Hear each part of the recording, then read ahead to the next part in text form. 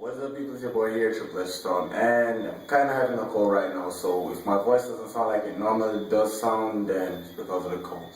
But aside from that, I quickly wanted to address a few things that are pretty much major issues in Pokemon Go right now. And for those people who normally watch my channel for all the other content, and is wondering, have I become like a full-time Pokemon Go content creator? And the answer to that is yes and no. The thing is, Pokemon Go is such a crucial part of my everyday life, to the point where, aside from like replying to comments on YouTube or talking to people on Facebook or Discord or Twitter, I don't really do much aside from that with my cell phone. My cell phone pretty much only plays Pokemon Go or Clash Royale. Aside from that, it doesn't do anything else. It's pretty much just sit there. So, yes and no. So when I'm not playing Pokemon Go,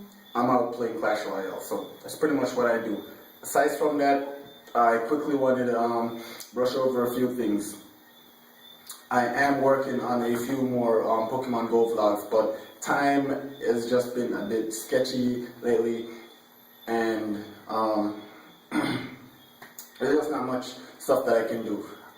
As you guys know, I do not have internet at home anymore because of financial issues. I really won't get into that because I'm honestly trying to not to seem like that kind of person who goes, well, I don't have any money, so if you guys can like send me some money and stuff, then what is, I'm trying not to be that guy. I don't want to feel like I'm using anybody for my own personal gain, so I can just sit back at home and just not pay the bills. I am like super, I haven't like been like these other big YouTubers who are getting like super big checks at the end of the month. No, that's not what my channel is. My channel is super small.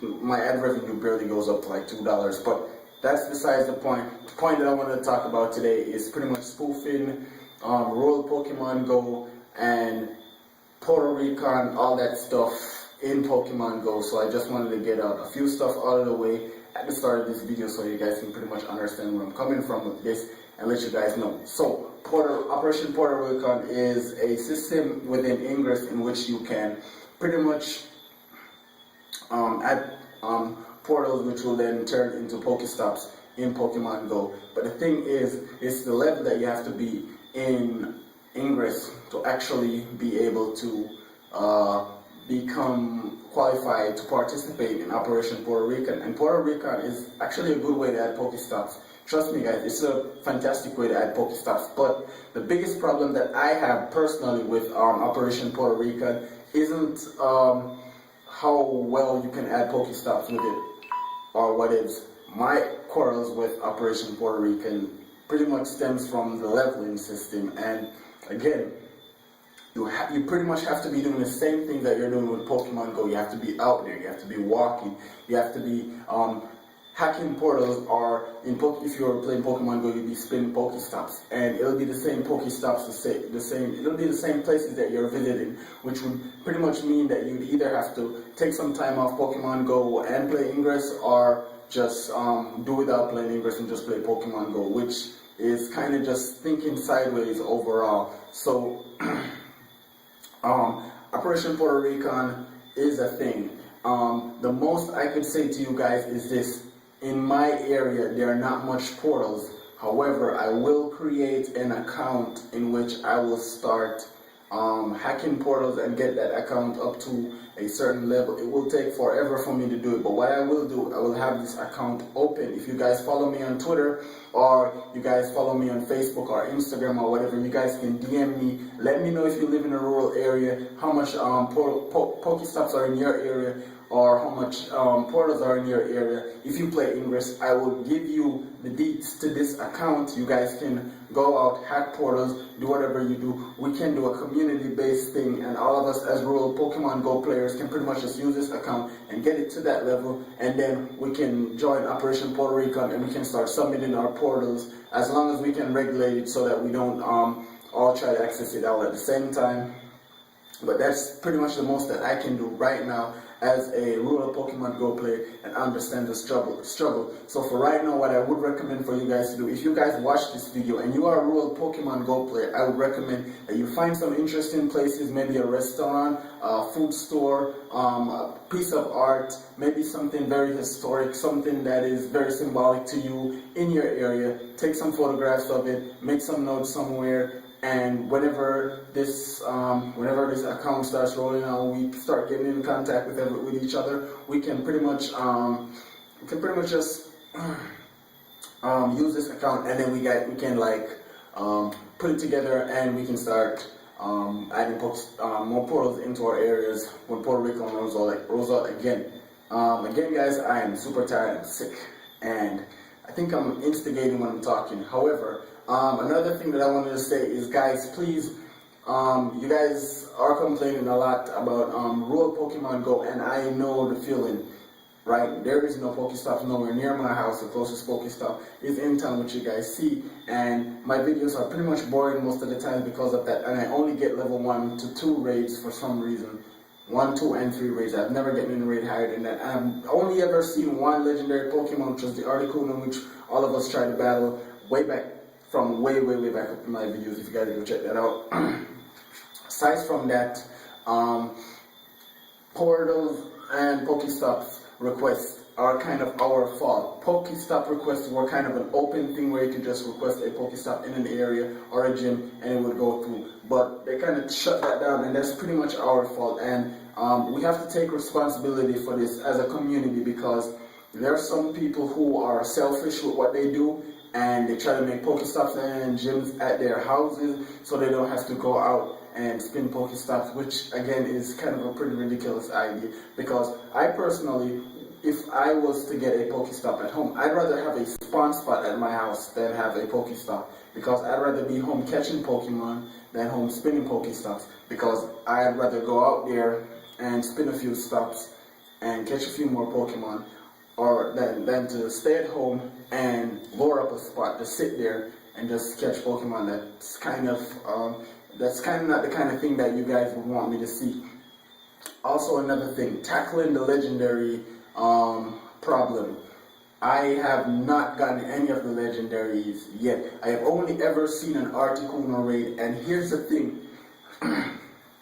Being a rural Pokemon Go player, there are a lot of problems that we face, which I face personally, and I should speak out on it, but I don't speak out on it. And one of these problems that is the biggest one to me is spawn rate and the type of Pokemon that spawn. Good Pokemon only spawn at night. After I get home, I start hearing that there are some awesome Pokemon spawning. I'm not going to stay out at 10 p.m. in the night just so I can catch some really good Pokemon. I can't film that and I can't upload that for you guys to see. As soon as it starts getting dark, I have to get home. I have to get some rest to go to work because I have a day job, and that's what I do. And the other thing is, seeing that these legendaries have rolled out, I haven't gotten any. A lot of people in rural areas haven't gotten any, and the people who have gotten some are lucky to get some. And again, I am not being ungrateful for what the game is or how the game is played. I'm actually pretty grateful for what the game is and how the game is played. I just want them to do more for us players who actually enjoy the product and are trying to work with them and their product.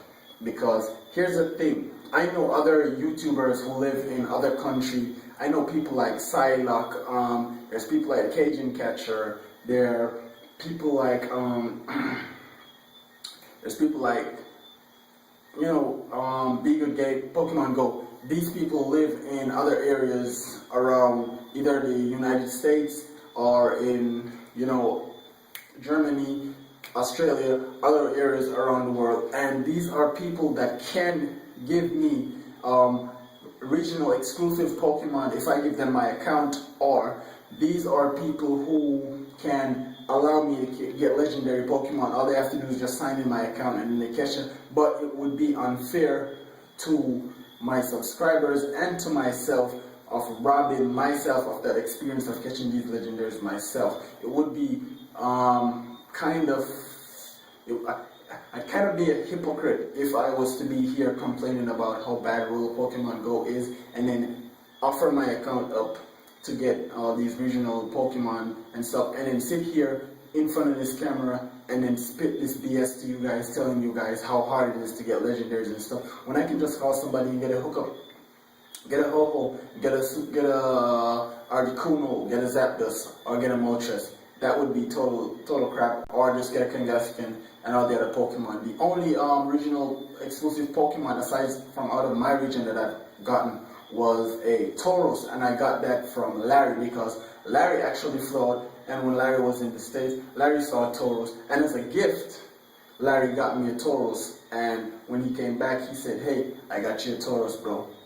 Congratulations." I think that was my Christmas present, as a matter of fact. And that was a cool Christmas present. Thank you, Larry. So, Pokemon Go, World Pokemon Go, it is a major issue. And as I said, with Pokestops and gyms, this is kind of on us people because we're not responsible with the system that they gave us. Putting Pokestops and gyms in-house, putting them in other people's private property that are close by, and all that stuff. If in the future they actually return to this type of Pokestop requests and they actually give us the opportunity to make Pokestop and gym requests, people, I'm asking you, please be more responsible with this. Do not take big pictures and put as Pokestops. Do not make Pokestops as your neighbor's house or your houses. Find real places with real value and make Pokestops. Places that are not on private property, or even if they are on private property, make sure it's something that is accessible, which you can only stand next to and spin that Pokestop. You don't have to go directly into someone's house or in someone's property to get there. So please be responsible with this system, guys. And as I said, the most that I can do as a person is to create an Ingress account and have all of us as World Pokemon Go players try to get this up to the level in which we can actually use it to make a difference in our areas and try to see if we can do something. So guys, if it's a good idea, you guys tell me. If it's a bad idea, you guys tell me. If I'm going to get in trouble for this, you guys need to tell me that as well, because I don't want to get in trouble. I already have enough trouble on my hands already, right? That's why I'm so stressed out, and that's why I'm working so hard to try to see if I can build this channel and actually do more at my day job, and even try to get another job aside from my day job so I can make more money, because I don't make enough money to pay the bills and everything. So I have to find other ways to make money, and I'm not going to scam anyone, I'm not going to hustle anybody, and I'm not going to try to take bread from anybody's table. I'm going to try to make my own honest bread. So thank you guys for your time, thank you guys for your support, as always. I'm not sure how long this video is. I might have to split it into two because I can't use my laptop to upload it, so I might have to use my phone, and phone YouTube does not upload over 15 minutes, so hopefully, depending on how this video turns out, it might be a part 1 and part 2 type video if I have to split it. So thank you guys for your time, thank you guys for your patience, thank you guys for your comments, your likes, your subscriptions and everything, and thank you guys for sticking around on the channel,